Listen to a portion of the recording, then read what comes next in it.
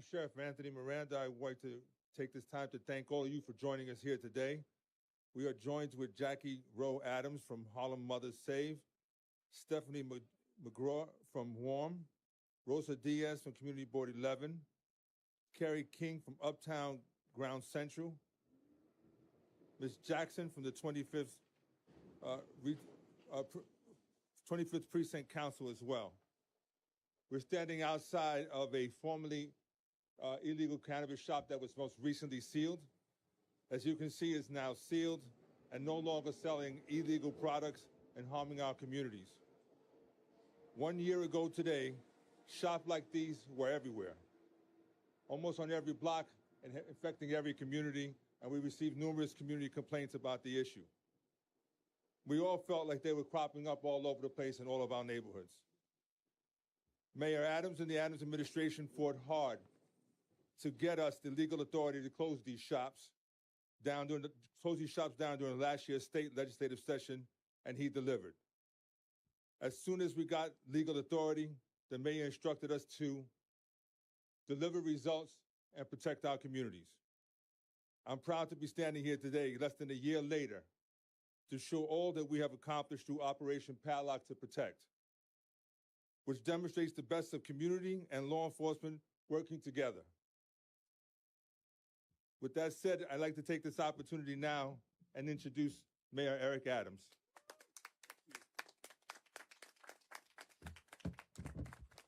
Thank you so much, Sheriff, and really a combination of our team members, particularly many people don't realize the role that that our Corporation Council plays in public safety. But when you do an analysis, what that team does every day and the impact of their actions really impact on public safety. And Corp Counsel Muriel, we want to thank you and your team. These are challenging and difficult laws to navigate. We want to do it with the combination of making sure we use every arm and every tool we have in our toolbox, but we want to do it fairly, justly, and legally. You cannot break the law to enforce the law. And that is what the Corporation Council makes sure that we do all the time. And Sheriff Miranda, from the time of this initiative, really put together a team of dedicated men and women that went out once we got the authority to close these illegal smoke shops. We had to correct the problem that the previous governor put in place. We had to fix what he broke. The law has so many loopholes, and we find us constantly have to fix what impacts our city that comes out of just the idealism of making laws and not the realism of enforcing laws on the ground. So our mission has always been to make New York City the greatest place on the globe to raise a family, and a key part of this mission is protecting the health of our children. I'm excited about the young person who's going to speak today and the movement that our young people are doing around stopping illegal vaping. And this means stubbing out illegal vapes and e-cigarette sales that specifically target our children. When you look at some of these examples, we show them over and over again from time to time. You know, these are examples of the items that are used, and it is to attract and bring young people using the coloring, the style, the marketing, to really focus and zero focus on our young people. So today, we're announcing that the New York City Law Department, under the Corporation Council, is going to be filing a federal lawsuit against 9 of the largest nationwide distributor of disposable e-cigarettes or vapes, they're known as. These vapes are sold in flavors like watermelon or banana ice that are intended to appeal to and target our youth. Nicotine addiction among middle and high school youth is exploding. And if we don't get it under control, the long-term impact of this will deal with the health care ramification that comes from nicotine addiction. And thanks in no small part to the actions of these master distributors that supply sub-distributors and stores in New York City. a large corporation spread out and distribute to the smaller stores like the one that's in the background that we successfully closed down. And they violate nearly every applicable law governing the sale of e-cigarettes. They have a total disregard for the law, placing profit over public safety and public health. And I'm going to name them here. 10 Days, Evo Brands, Midwest Goods, Miley, Vape, MVH, Puff Bar, PVGT Tools, Safa Goods, and SV3. These are our deadly 10 that we're going to zero in and focus on. They have raked in thousands of dollars while putting our kids on the path to addiction, making them customers and users, and normally these users stay for a lifetime. That's the long-term impact of what we're seeing here. And it's exposing them to unknown long-term health effects. And so our action today builds on our previous lawsuits against distributors and wholesalers whose activities have targeted middle and high school youth. We have already banned flavored e-cigarettes in the city, a successful initiative, but we want to go further. And from the moment we were given the additional authority we needed from the state to shut down illegal smoke shop, we moved extremely quickly to exercise our enforcement.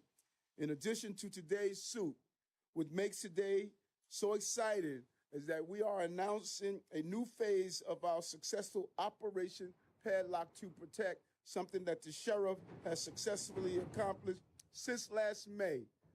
We have shut down over 1,300 illegal shops, seized over $94 million in illegal products. And last year, New Yorkers have seen a tremendous difference in their neighborhoods during the pandemic. And because of the bad policy framework, as I stated, that was previously put in place under the previous governor and administration, the poor management, these illegal shops sprouted up all over our communities, particularly in Black and brown communities. So we don't want illegal shops to open. We saw that these illegal shops were open everywhere, but today the shops are closed everywhere. And our communities are safer, healthier, and more vibrant. Because we have done such a successful job, now it's time to turn the page, and we were clear that we would act like a unified team. There would be rapid enforcement to solve the problem quickly and lawfully. The businesses we sealed were given 1 year to stay sealed by law. Now, we approach the 1 year mark, and since the first business closed, these spaces will be allowed to reopen in an orderly and legal fashion. But they must have learned their lessons. If not, to borrow from Arnold Schwarzenegger, we will be back. We're excited for the new businesses that will sprout and contribute positively to our communities in the very storefronts where those illegal smoke shops once were. And so we want to be clear. We'll be watching, we will be enforcing, and we will close again. There's one thing we don't have a shortage of, and those are padlocks. In fact, just this week, the sheriff sent a clear message with the Joint Task Force responding to a community complaint. These complaints are coming from the community. He responded and resulted in inspection of a shop in the Bronx where we seized over 95 pounds of cannabis and over 382 pounds of flavored vapes. The Sheriff's Task Force is prepared to continue conducting enforcement, and we're asking anyone that sees any of this that takes place, please call 311 and we will act.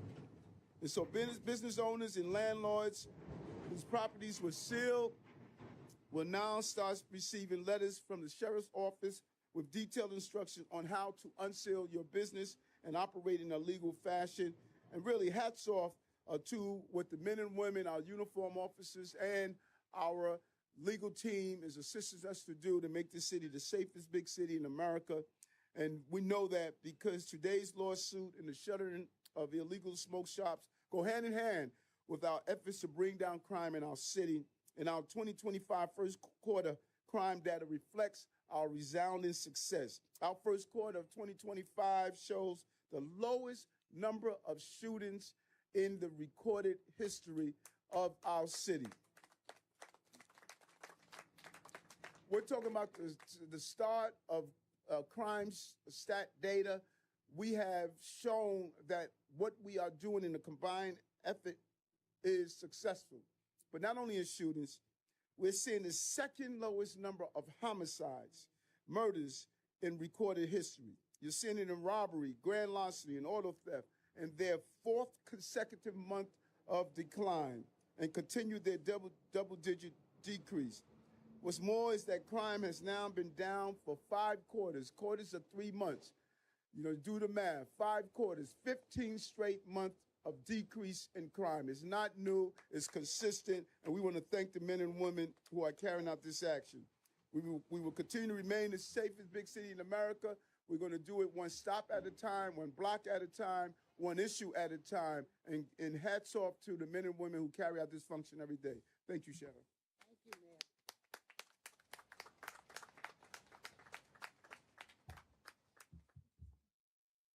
This issue has touched so many corners of government, from our health agencies to schools to law enforcement and consumer affairs. The mayor has done an excellent job in ensuring that we use all our tools to keep our children and families safe from these unhealthy and illegal products. Now I'll turn to Corporation Counsel Muriel Good-Trufant. Thank you.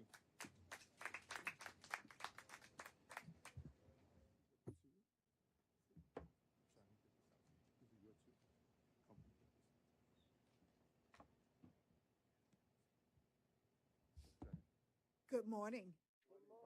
I'm Muriel Good-Trufant, Corporation Counsel of the City of New York. Thank you, Mayor Adams, Sheriff Miranda, and all of the other individuals here today who are working to improve the quality of life in our city and protect the health of young people in our communities. I'd like to specifically recognize Deputy Chief Eric Prashansky and Assistant Corporation Counsels Atif Iqbal, Elizabeth Slater, and Alexander Jung of the Law Department's Affirmative Litigation Division for their work on this case and related litigation on behalf of the city. Numerous health authorities continue to warn of the dangers to youth of exotically and candy-flavored e-cigarettes or vapes. These products facilitate the consumption of high levels of nicotine, one of the most addictive products on earth, as well as other toxins. They have yielded the largest increases in youth nicotine use ever recorded, reversing a decades-long decline in youth tobacco use.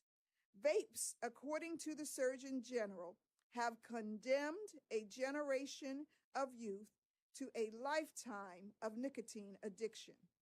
Despite the numerous laws enacted to address this public health threat, predatory companies continue to flout them, undermining public health and putting our youth at risk. Today, we have sued 9 of those companies. They are vape distributors with connections to e-cigarette manufacturers in China. These defendants sell vapes to sub-distributors throughout the country, including in New York City, and directly to consumers here through online sales. Their assortment of youth-friendly vape products include pink lemonade, watermelon, banana ice, and cool mint. The city has brought this action as a related matter to a case brought by the New York State Attorney General, who also has sued these defendants. The investigations of our respective offices have determined sales by these companies violate numerous federal, state, and local statutes, including the Prevent All Cigarette Trafficking Act, and constitute mail fraud under the Racketeer Influence and Corrupt Organizations, or RICO Act.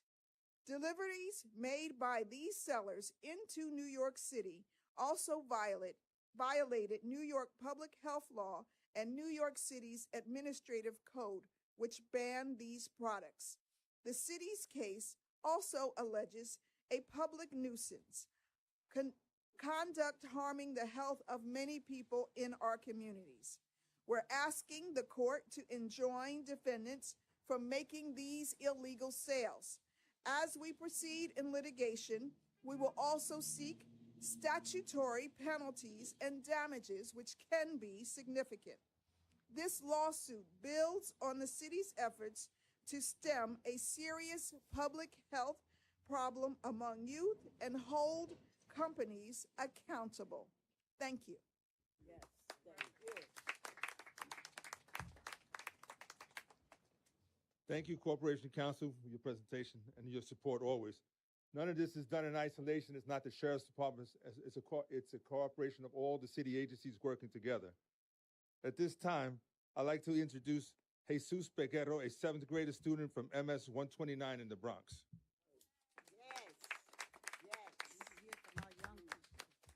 Good morning. My name is Jesus Peguero. I'm a proud 7th grade student at MS 129 in the Bronx. At our school, we are taught that we are young kings and queens. We carry ourselves with dignity and pride and purpose. As middle school students, my classmates and I often face pressure to vapes. Not long ago, we saw these products everywhere. Kids vaping in school and buying them from nearby shops, even though we're underage. But at MS 129, we know the truth. Vaping is not cool. It's harmful. These products are unsafe, addictive, and they threaten our health and our future. That's why we launched a powerful campaign at our school called Escape the Vape. It's our way of speaking up and reminding our classmates that protecting your health is a real flex. At MS 179, we live by the pledge, stand up and speak. We don't stay silent. We raise our voices to protect ourselves, our friends, and our community. Thank you, Mayor Adams, and everybody here today for standing with us and taking actions to shut down illegal shops that sell to kids. We deserve communities where we are safe, supported, and free to make healthy choices. Removing these shops is a big step towards that vision, because we are not just students. We are leaders, we are royalty, and we are the future. Yes. This on behalf of the MS 129 community. I'm going to give you Escape the Vape. Escape the vape. All right. Beautiful. Again, we want to thank everybody for joining us. Please take note that we're directly across the street from Tito Puente Educational Complex. These are the type of locations that the mayor's mandated us to target, those that are targeting our schools and our youth. And we're thankful for the mandate to have all these different sister agencies cooperate in a problem that is plaguing our city, and it was as a result of the mayor's mandate. At this time, we'll take any on-topic questions. This is both for the sheriff and for the mayor. Mayor, you've talked about how kids who want to find trouble know how to find it. Okay, so despite the number of shops you've closed, I bet teenagers in this city, if you say, can you find a flavored vape, they know where to find it. And so my question to you is, how much of a dent do you think this has really made? And if the sheriff can follow you up with, what's his estimate of how many illegal shops are still out? Yeah, no, great question. And I think that the most important part of the conference we're having today is not what government is doing, but is the movement of young people. Change is based on the movement of young people. They blow the winds of change, not adults. And so we can do the governmental. The Corp Council can do the legalese of suing. The sheriff can go and close the shop. But the young people will decide the demand. If we dry up the demand, we would dry up the need to even do the governmental and the legal aspect of it. And so I hope it wasn't lost on everyone. They didn't come up with a saying of, don't vape. No, they came up with a catchy saying. The best marketing tool we have are our young people. And so hats off to an articulate young person who can, escape the vape, escape the vape. Make sure we get that, folks, because we need to push that up. And that is how we're going to win this battle. If they make the decision, if young people make the decision, that's not cool. then our job is going to become easier. Number of legal shops? The number of shops vary. Again, we closed out quite a few. We've done over 11,000 inspections. We've identified close to 5,000 unique addresses that we've inspected. But some were open and some were closed. It is the partnership with the community that continues to identify the new locations, and we continue to go back and visit the old locations to ensure that they're compliant with the law. Just as a quick follow-up, if that 5,000 number is correct, and you also have about 1,000 that are about to reopen, you hope they'll do it properly this time. Doesn't that just point out the difficulty of this challenge? The volume is huge. The volume is used. The challenge is that community has been the voice that we're following. It's the community's cooperation that we're responding to, and we'll continue to have that response. We're coming to the one-year anniversary where shops are now going to be able to open again. When we reach that plateau, we'll open and we'll continue to inspect them. But we're responding to community complaints. So to the community out there, please be vigilant, continue to report the locations, and we'll continue to respond to them. Thank you. Thank you. Good job. Good job.